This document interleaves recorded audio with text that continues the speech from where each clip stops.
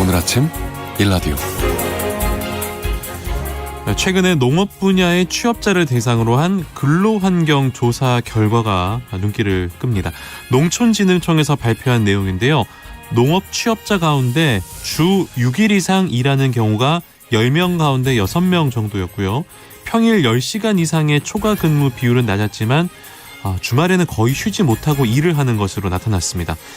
그리고 무엇보다 화학제품 등을 자주 취급을 하고요. 일하는데 반복적인 동작이 많다 보니 일반 직종 취업자들보다 업무와 관련된 건강 문제도 제법 심각한 것으로 조사가 됐습니다. 오늘 잠시 뒤에 귀농귀촌 관련해서 자세한 이야기 나눠볼 시간이 준비가 되어 있는데요. 농촌이 보다 안전하고 건강한 일터로 자리 잡아갈 때 준비된 농업 분야의 취업 희망자들도 더 많아지지 않을까라는 생각이 드네요. 11월 23일 수요일 오늘 아침 일라디오 출발합니다. 안녕하세요. 아나운서 강승화입니다.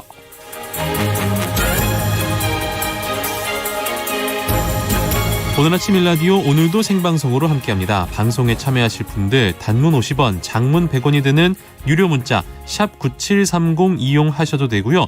유튜브에 KBS 일라디오 공식 채널 검색하고 들어오시면 채팅창에 참여하실 수 있습니다. 콩 어플리케이션에서도 일라디오를 보이는 라디오로 함께 하실 수 있습니다. 유익한 정보와 살아있는 이야기가 있습니다. KBS 오늘 아침 일라디오. 해외 소식부터 만나보죠. 조윤주 외신캐스터와 함께합니다. 안녕하세요. 네, 안녕하세요. 최근 들어 기후변화 때문에 지중해 수온이 올랐네요. 그래서 거기 있는 어민들이 생계 위협을 받고 있다라고요? 네, 맞습니다. 유럽 우주국이 촬영한 위성 결과를 보면은요, 지난 6월 달부터 9월까지 서부 해역의 수온이 1985년부터 2005년 사이 평균치보다 2도에서 5도씨 정도 높게 나왔습니다. 네. 일부 지역은 수온이 최고 섭씨 31도까지 오른 지역도 있다고 하는데요. 네. 지중해 연안 지역은 지난 여름에 극심한 폭염에 시달렸고 바닷물 이상 고온 현상도 70일 이상 나타났다고 합니다. 그래서 지난 9월 달에 스페인과 프랑스 해안에서 불가사리, 물고기, 염체 동물들이 집단 폐산 일까지 있었다고 합니다. 네. 스페인 해양과학 연구소의 관계자는요. 이탈리아 시칠리아 섬 서쪽 해역의 수온이 1982년 기록을 시작한 이후에 가장 높은 수준까지 올라갔다라고 적었습니다. 그러면서 지난 20년 사이에 발생한 급격한 수온 상승 사례의 절반이 2015년 이후에 발생했고 거의 매년 적어도 일부 해역에서 급격한 수온 상승이 나타나고 있다 이렇게 설명했습니다. 유독 지중해 수온이 많이 오른 특별한 이유가 있습니까? 지중해 서부 해역은 수심이 상대적으로 얕은 데다가 네. 분지형 해역 이렇게 이제 갇히는 거죠. 예, 네. 물이 갇히는 겁니다. 그래서 수온 상승이 특히 심하다고 하고요. 순환이 잘 안 된다는 맞아요. 이런 거네요. 예, 네. 맞습니다. 그래서 250제곱킬로미터의 상대적으로 좁은 지역 바다가 기후변화 영향을 좀 더 집중적으로 받기 때문에 이렇게 수온이 올라간다고 합니다. 네. 그리고 여기 해역은요. 유럽 남부, 중동, 아프리카 북부 등 대륙으로 삼면에 둘러싸여 있기 때문에 뜨거운 바닷물이 들어와서 다른 바다로 못 나가는 빠져나가지 못한다고 합니다. 그래서 특히 이 지역의 수온이 전 세계 평균보다 20%가량 빠르게 상승하는 것이라고 전문가들이 설명했습니다. 아무래도 바닷속 생태계에 큰 변화가 있을 것 같은데요. 네, 그렇죠. 맞습니다. 이 바닷물이 이렇게 뜨거워지면서 네. 수온이 높은 곳에 서식하는 꽃게가 급격하게 늘면서 생태계가 좀 균형이 깨지는 그렇게 된다고 합니다. 그래서 아프리카 튀니지 앞바다에서 10년 이상 물고기를 잡고 있는 한 어부는요. 그전에는 물고기, 문어가 그물에 가득 있었는데 요즘은 그물을 찢어놓는 꽃게만 가득 보인다. 사실 요즘 우리나라 꽃게를 좋아하는데 여기서는 또 상황이 좀 그러게요. 다릅니다. 저는 사실은 괜찮다고 생각했는데 사실 그쪽은 또 그게 아니니까. 네, 원래 잡던 물고기가 있으니까요. 그러니까요. 그래서 독일 프리디 나우만 재단의 관계자는요. 이 꽃게 같은 각각류가 튀니지 해안에서 20km 떨어진 해역에서 물고기들을 마구 잡아먹고 있다라고 설명했다고 합니다. 이 지역에서 물고기를 잡아서 생계를 이어가는 어민들에게는 이건 사실 저주와 같은 일이라고 얘기를 하는데요. 세계자연기금의 지중해 프로그램 책임자는 수온 상승 여파 때문에 많은 지역 영향을 받긴 하지만 특히 이렇게 소규모 어업에 종사하는 북아프리카가 큰 영향을 받고 있다라고 설명했습니다. 지중해 수산업 규모는 연간 34억 달러, 우리 돈으로 4조 4,800억 원 정도 되고요. 7만 6천여 척의 어선이 뭐 엔초비라든지 참다랑어 그리고 이제 노랑촉수 같은 물고기를 주로 잡아서 생계를 이어간다고 합니다. 그렇군요. 생계도 지금 위협이 될 정도로 수온이 올라가는 지중해 네. 소식 전해드렸습니다. 지금 카타르 월드컵이 한창이잖아요. 그렇죠. 이 흥미로운 기사가 있네요. 카타르에서 바닷물을 마십니까? 바닷물을 직접 마시는 건 아니고요. 예. 담수화 과정을 거쳐서 이제 먹는 식수로 쓴다고 합니다. 네. 뭐 경기장이 뭐 잘 돼 있어서 뭐 그렇게 덥지 않다고 얘기를 합니다만 그러나 바깥은 어쨌든 덥습니다. 한 30도가 넘는다고요, 지금. 네, 예. 그렇습니다. 그리고 이제 자외선도 강렬한데요. 네. 그래서 밖에 혹시라도 잠깐 나간다면은 물이 꼭 필요한 상황인데요. 필수군요. 네, 그런데 이 카타르 현지 마켓에서 판매되는 물 중에 로우 소디움, 그러니까 저염분이라고 쓰여져 있거든요. 그러니까 저나트륨, 저함량 나트륨 이제 이렇게 해석이 되는 겁니다. 네, 그러니까 이게 소금이 좀 가미가 된 물인 네. 건데, 그러니까 아까 말씀하신 대로 이거를 바닷물을 좀 정제를 해서 마신다 이런 얘기인 거죠? 네, 맞습니다.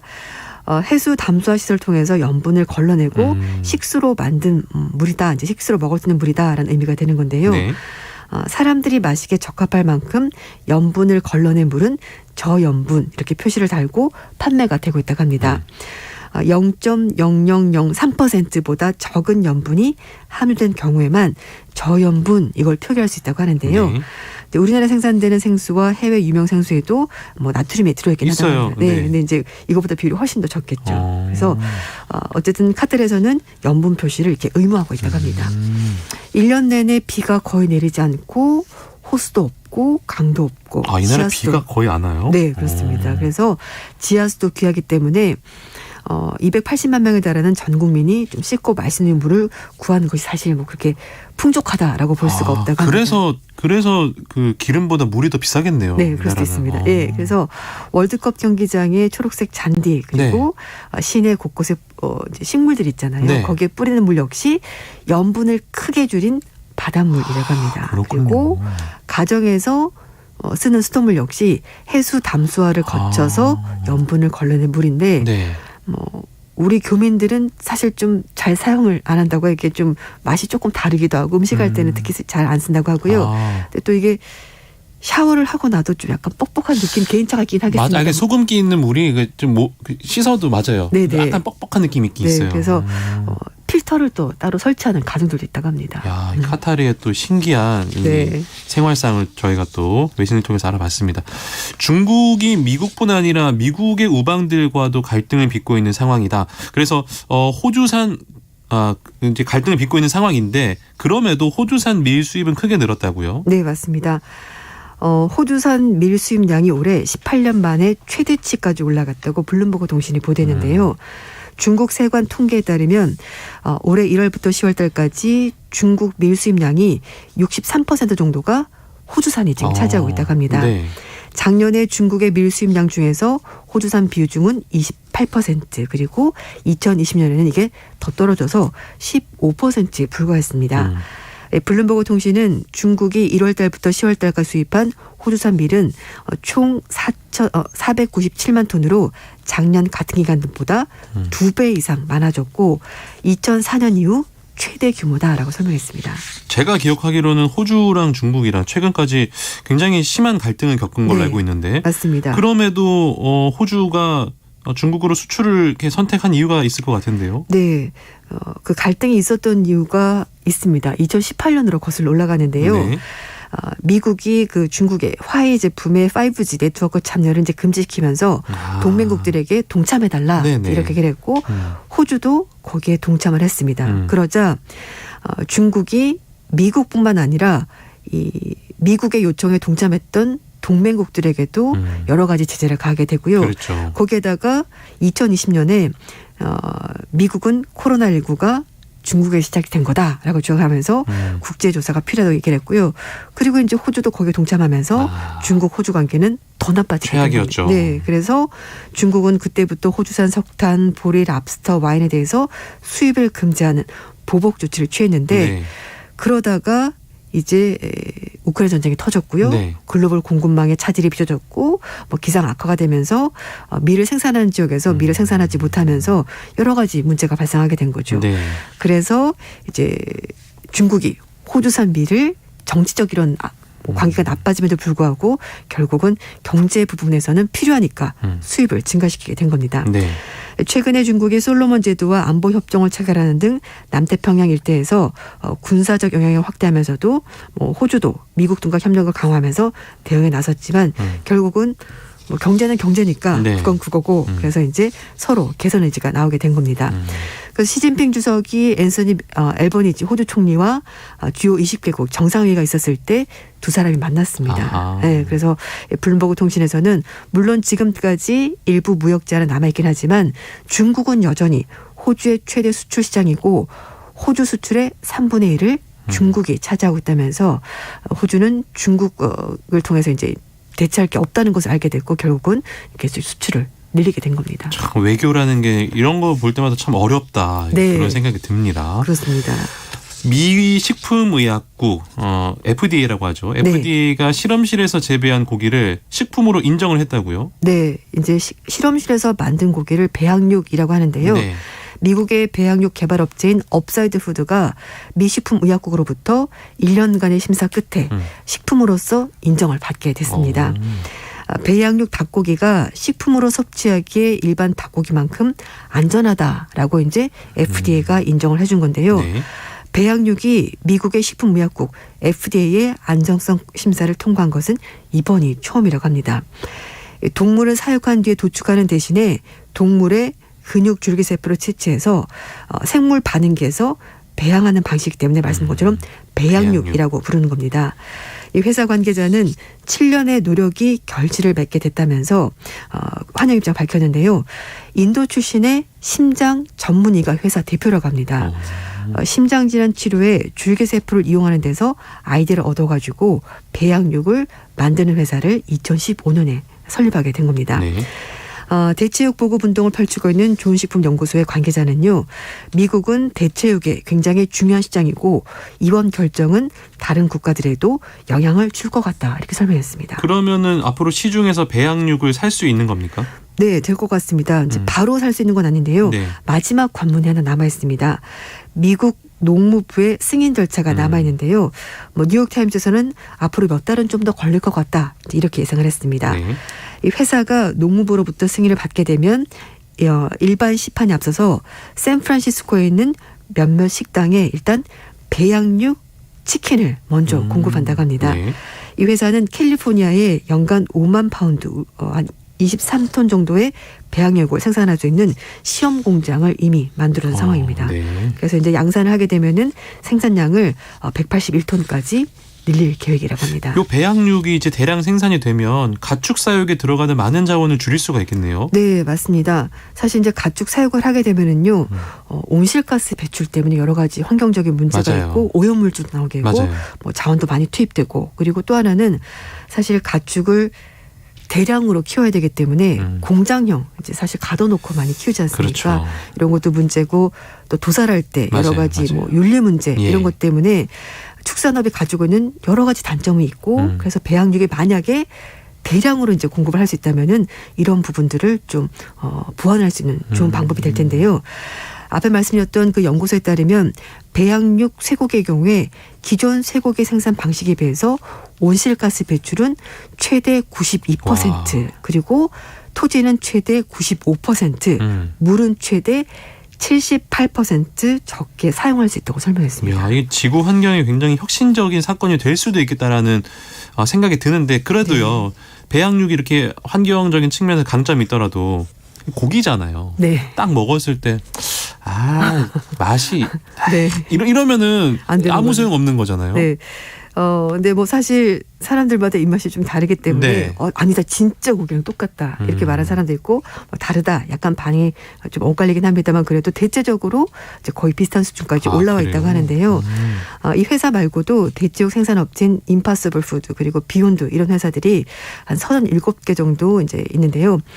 쇠고기 대체육의 영양 성분을 이제 이 회사들이 만든 것을 분석을 해봤는데 전반적으로 대체육에서 섬유질, 엽산, 망간 등 이런 영양 성분들이 일반 쇠고기보다 더 많았다고 합니다. 더 좋아. 네, 예. 네. 미네소타 대학의 공중보건대학의 그 영양조정센터에 따르면은요. 대체육의 포화 지방이 생각보다 많았고 또 제조업들이 이걸 조금 다르게 해서 공식화해서 생산하면 좀 더 좋겠다라는 조언도 덧붙였다고 합니다. 베일러 의대의 의대 한 박사는요. 환경의 지속 가능성이나 잠재적인 건강의 이점 때문에 고기를 좀 덜 먹기로 했다면은 두부나 아니면 인도 전통 음식, 콩으로 만든 전통 음식 같은 거 있는데 이런 것을 사실 먹어도 괜찮다 이렇게 얘기하고 있다고 하는데요. 영양 전문가들은 식물성 대체육이 동물성 식품을 많이 섭취하는 사람들의 건강 부담을 어느 정도 줄여줄 수 있긴 한데 사실 이거는 개인적인 선택 사항이다 이렇게 얘기하고 있습니다. 아무튼 이 배양육이 정말로 이제 수년 내에 전 세계에 보급이 된다면 네. 채식주의자에 대한 개념이 바뀔 수도 있겠다라는 그렇죠. 예, 그런 생각도 한번 해봤습니다. 해외 소식 외신 캐스터 조윤주 씨와 함께했습니다. 고맙습니다. 네, 감사합니다.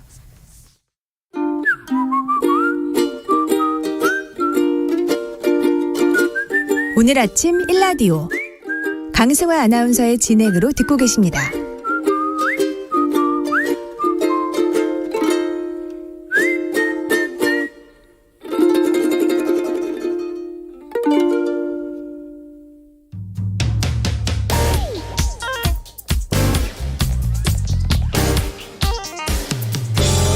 오늘 아침 뉴스 브리핑.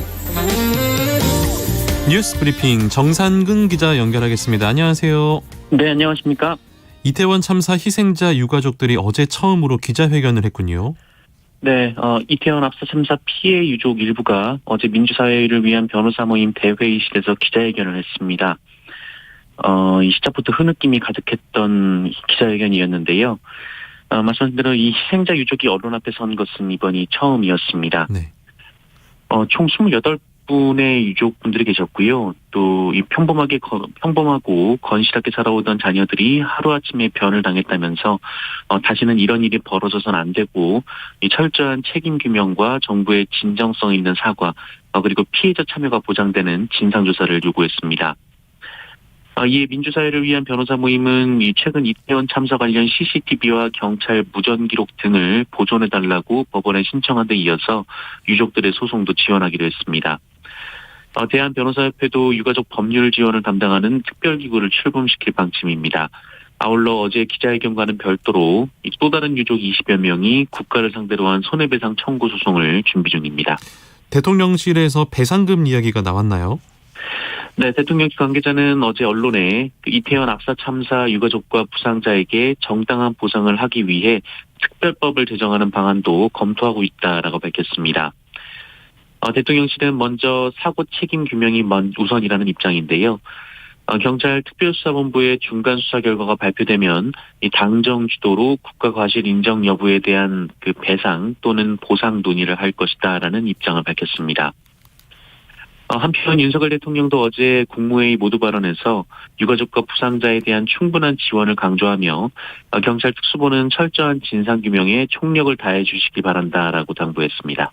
어제 검찰이 경기도청을 압수수색을 했는데 이어서 정치권 소식도 전해주시죠. 네, 서울중앙지검은 어제 오후 경기도청에 검사와 수사관을 보내 압수수색을 벌였습니다. 검찰은 정진상 실장이 지난 2018년부터 2021년까지 이 도지사 비서실 정책실장으로 일하면서 이 도청 직원들과 주고받은 이메일 기록을 확보했는데요. 이번 압수수색 영장에는 처음으로 이재명 민주당 대표에 대한 수사가 필요하다라는 언급이 있었습니다. 그리고 앞서 구속된 정진상 실장은 오늘 이 구속 적부심 진사를 받습니다. 또한 검찰은 뇌물 혐의를 받고 있는 민주당 노웅래 의원을 출국 금지했습니다. 검찰은 조만간 노웅래 의원을 피의자 신분으로 소환해서 조사를 할 예정입니다. 반면 경찰은 이 장고증명서 위조 혐의를 받고 있던 윤석열 대통령의 장모 최모 씨에 대해서 위조 증명서를 법원에 제출은 했지만 이 재판에 영향을 미치지 않았다면서 무혐의 결정을 내렸습니다. 아울러 대통령실은 어제 김건희 여사가 캄보디아 심장병 어린이집을 방문했을 당시 조명을 썼다라고 주장한 민주당 장경태 의원을 허위사실 유포 혐의로 고발했는데요. 대통령실이 특정인을 대상으로 법적 조치에 나선 것은 이번이 처음입니다. 그러나 장경태 의원은 외신과 사진 전문가들이 김건희 여사의 사진을 콘셉트 사진으로 분석했다라고 반박했습니다. 네. 그런가 하면 3분기 가계빚이 사상 최대를 기록했다라는 기사도 있네요. 네, 한국은행 발표에 따르면 지난 3분기 전체 가계 신용이 1,870조 원을 넘어서 다시 역대 최대 기록을 갈아치웠습니다. 네. 기존의 최대 기록도 올해 2분기였었는데요. 그때보다도 2조 2천억 원이나 불었고요. 또 2013년 2분기 이후 38분기 연속 증가 기조를 유지했습니다. 가계 신용은 가계가 은행, 보험사, 대부업체, 공적 금융기관 등에서 받은 대출에 이 결제 전 카드 사용 금액까지 더한 포괄적 가계부채를 말하는데요. 주택거래가 뜸하고 금리까지 오르면서 대출 잔액은 3천억 원 정도 다소 줄었습니다만 이 코로나19 사회적 거리두기 해제 이후 소비가 늘고 물가도 급상승하면서 결제 전 카드 대금이 2조 원 넘게 급증을 했다고 합니다. 네. 화물연대 파업을 예고했습니다. 네, 민주노총 공공운수노조 화물연대본부가 안전운임제 문제로 내일부터 총파업에 돌입합니다. 이 화물연대의 총파업은 지난 6월 이후 5개월여 만인데요. 당시에도 핵심 쟁점이었던 안전운임제는 화물차주가 지급받는 최소한의 운임을 공표해서 이 적정 임금을 보장한다라는 취지로 도입된 제도입니다. 하지만 이 제도는 오는 12월 31일까지만 시행되는 일몰제인데요. 여기에 화물연대는 현행 안전운임제 적용 대상도 전체 사업용 화물차 중 6.2%에 불과하다면서 이 법안 대상을 더 확대해야 한다라고 주장했습니다.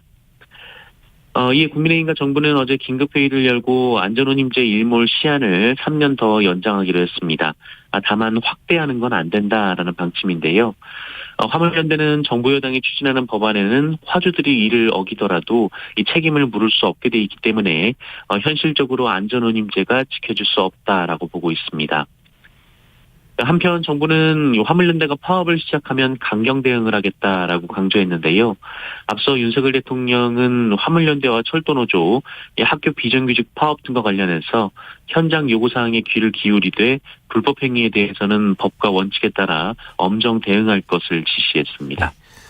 지난달에 기계에 몸이 끼어서 안타깝게 세상을 떠난 20대 여성 노동자 과로에 시달렸던 흔적이 나왔다고요? 네, 국내 1위 제빵업체인 SPC 계열사에서 근무하던 20대 여성 노동자이자 또 소녀 가장이 기계에 몸이 끼어 숨지는 참변이 발생한 바 있는데요. JTBC가 어제 유가족들의 동의를 받아 고인의 휴대폰을 포렌식한 결과 고인이 과로에 시달렸다는 흔적이 발견됐다라고 보도했습니다. 네. 고인은 10월 1일부터 사고 당일까지 2주 사이 이 개천절과 한글날이 포함됐음에도 불구하고 사흘만 쉬었고요. 또 근무일 중에는 하루만 빼고 매일 야근이 있었고 그 기간이 무려 114시간이나 야근을 했다라고 합니다. 예. 이 SPC 측은 사전에 추가 근무에 대한 고용노동부의 인가를 받았고 또 직원 개개인에게도 동의서를 받았다라면서 노동자 자율에 따른 야근임을 주장했습니다만 이 고인이 토요일 휴무를 신청했음에도 관리자는 토요일은 휴무를 할 수 없다며 이를 거부했었다라고 합니다. 그리고 바로 그날이 또 사고가 발생할 날이었다라고 하는데요. 예. 또한 고인은 지난달 4일 야근을 마친 뒤 포털 사이트에 이 졸음싹, 이 잠싹 등 이 잠 깨는 법을 검색하기도 했습니다. 영혼합 화합의 상징이죠. 화개장터. 근데 여기서 호남 상인들은 물건을 팔 수 없게 됐다. 이거 무슨 얘기입니까? 네, 경상남도 하동에 위치한 화개장터는 노래에도 나왔듯이 그 영원한 화합의 상징으로 자리 잡아왔는데요. 하지만 내년부터 화개장터에는 하동 군민만 입점할 수 있게 됐다라는 보도가 나왔습니다.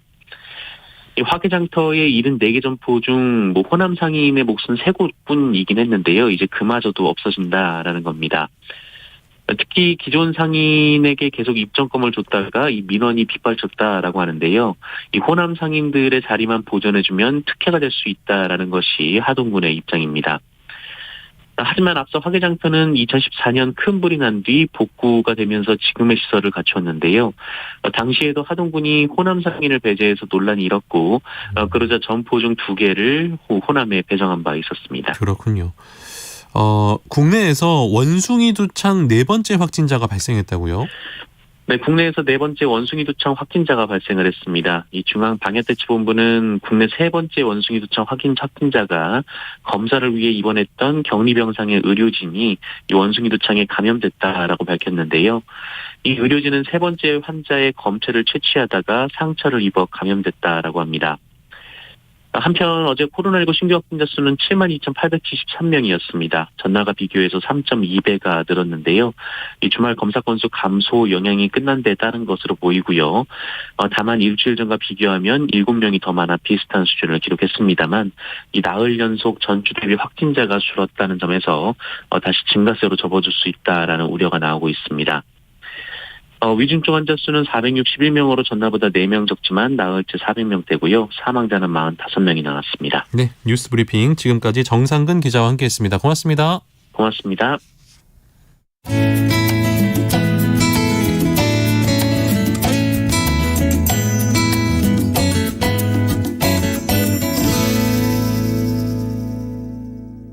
KBS 오늘 아침 일라디오. 저희가 지난주에 농업과 농촌에 관심 있는 청년들을 위한 프로그램을 소개해드린 적이 있는데요.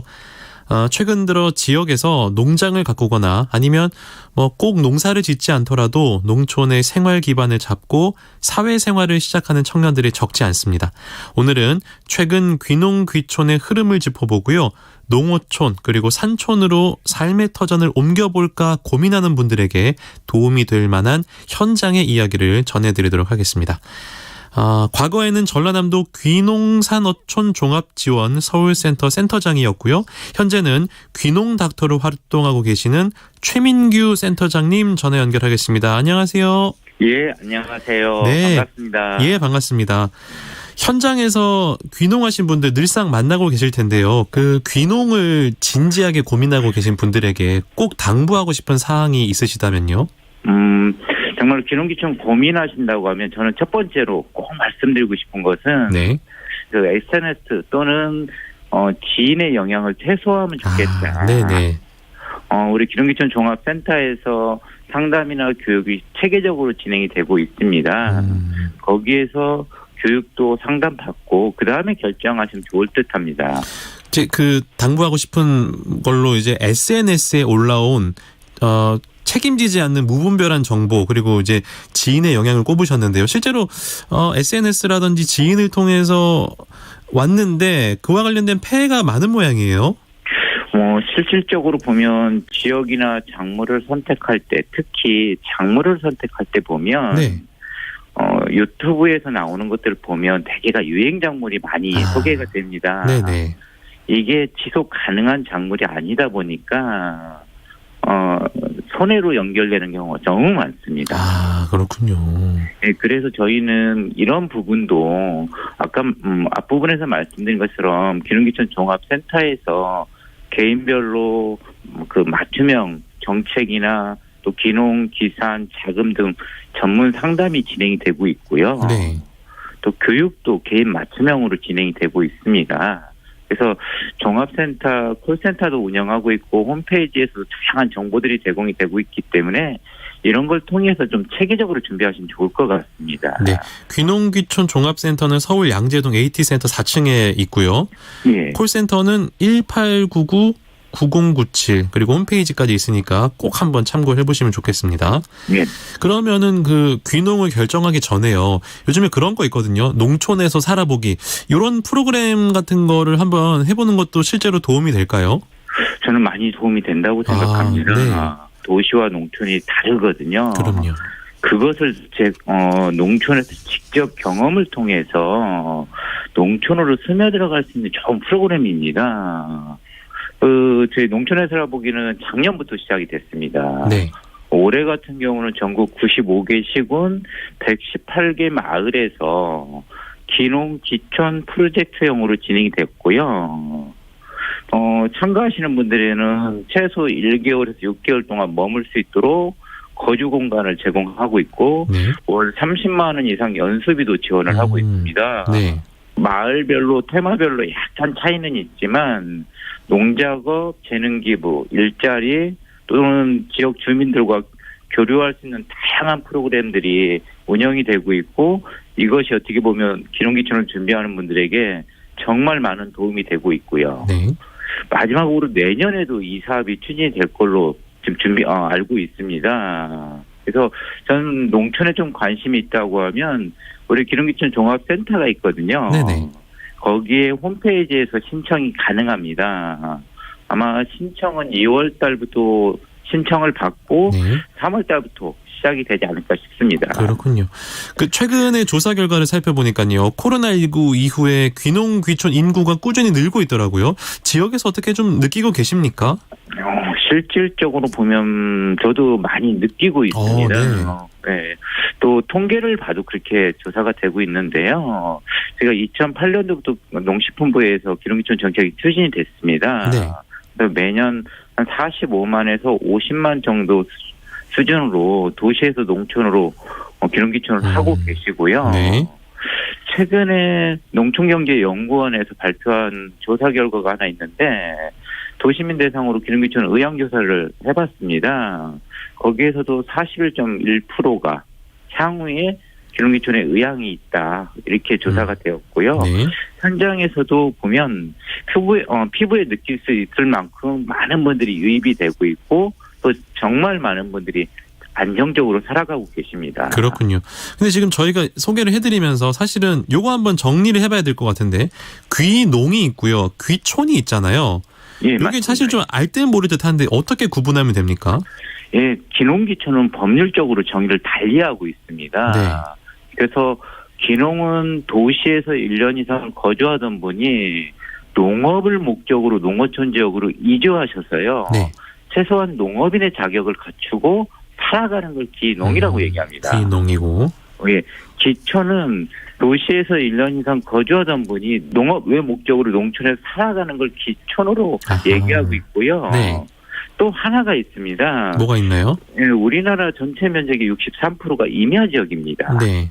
그리고 3면이 바다로 이루어져 있거든요. 그러다 보니까 농업이 있고 수산업이 있고 임업이 같이 할 수밖에 없습니다. 네. 그래서 농업은 기농, 임업은 기산, 수산업은 귀어로 구분을 하고 있습니다. 그렇군요.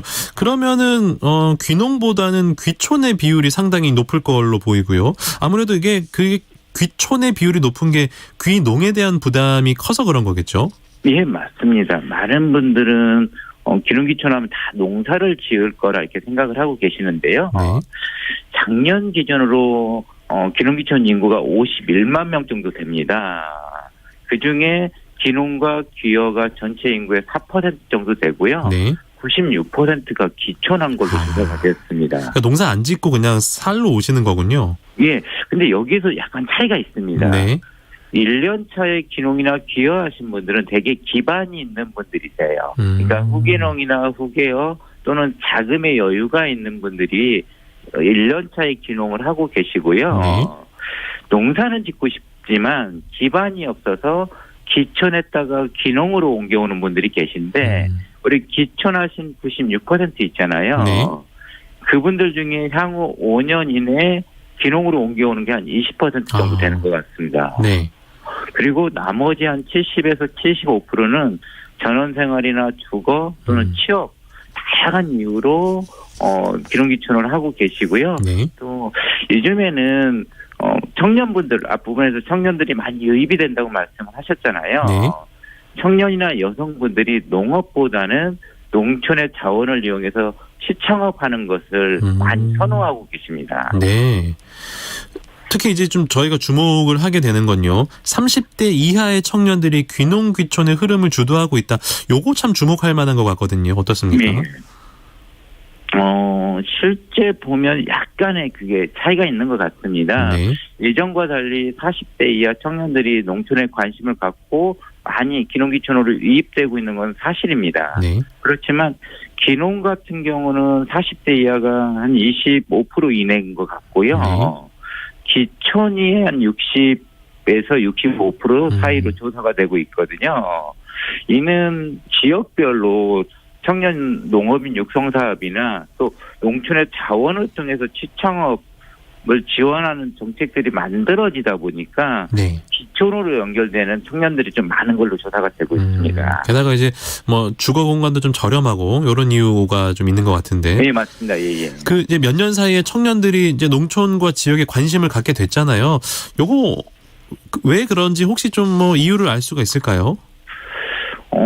농업에 대한 관심을 갖게 된 것은 이 일반 직장과 다르게 농업은 평생 직장이라는 것을 청년분들도 알고 계신 것 같고요. 이제는 네. 또 농업은 노동의 강도가 높다 생각을 하잖아요. 네.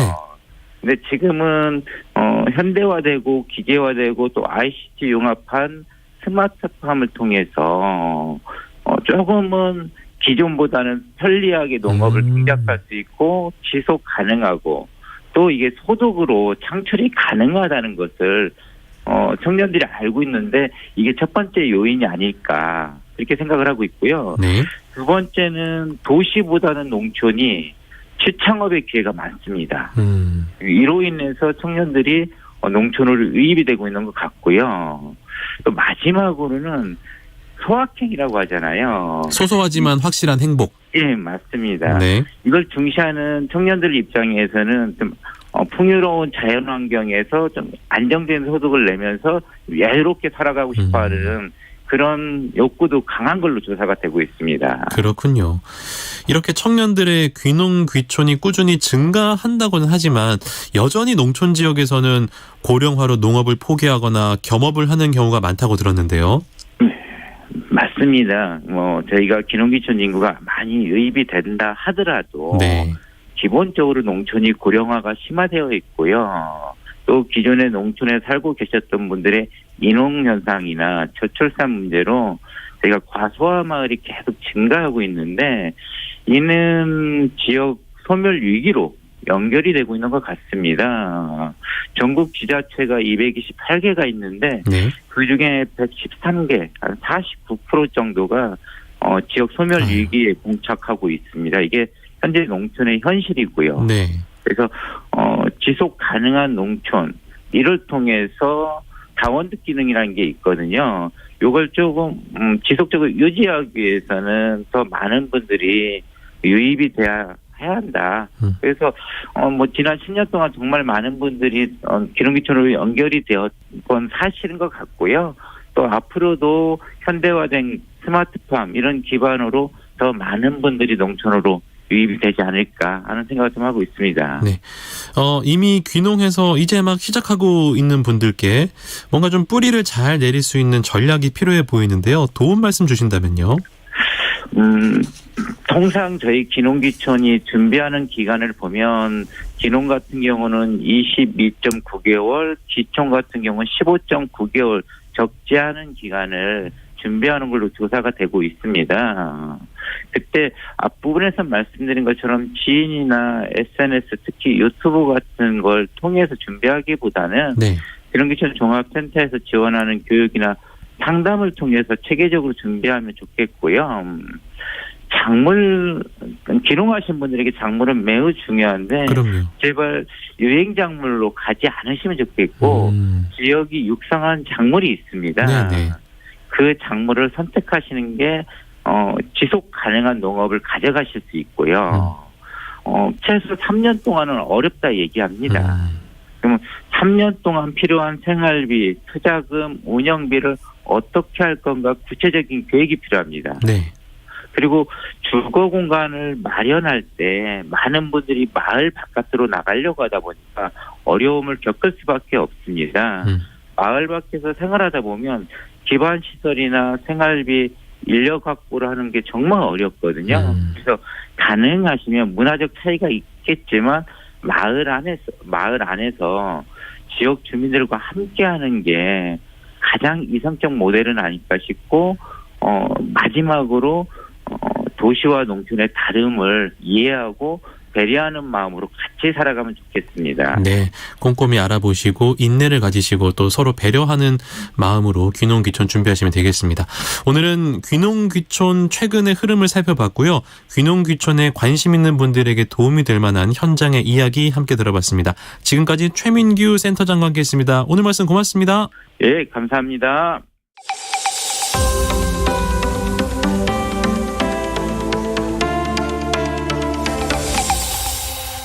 KBS 오늘 아침 일라디오. 오늘도 문자 보내주신 분들이 많습니다. 6824번님, 전국에 반가운 비가 왔습니다. 참 다행입니다. 여기 부산인데요. 아직 어둡지만 땅이 깨끗해졌습니다. 들숨도 시원한 아침이네요. 라고 보내주셨습니다. 가뭄이 해갈될 정도로 비가 왔나요? 비가 좀 더 내려서 가뭄이 또 해갈됐으면 좋겠습니다.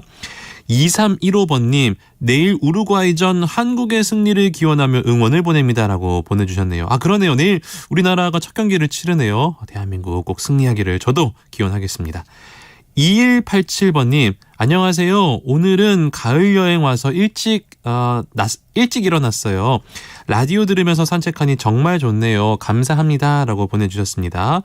이 세 분께 선물 드릴게요. 농촌진흥청에서 제공하는 구수한 잡곡 세트는 6824번님께, 향긋한 모바일 커피 쿠폰은 2315번님, 2187번님께 드리도록 하겠습니다.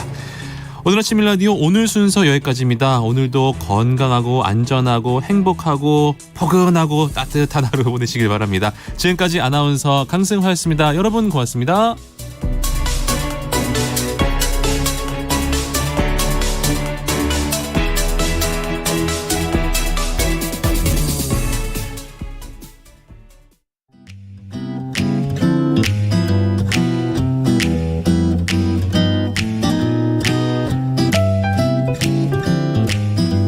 안녕하세요. 바른말 고운말입니다. 서울의 북쪽 외곽에는 병풍을 둘러친 것처럼 솟아있는 산이 있는데요. 이 산을 삼각산이라고 부르기도 합니다. 북한산의 다른 이름이기도 하지요. 이 산에는 백운대, 인수봉, 만경대 이렇게 세 봉우리가 있기 때문에 삼각산이라 부르게 된 겁니다. 우리말 속담에 삼각산 밑에서 짠물 먹는 놈이라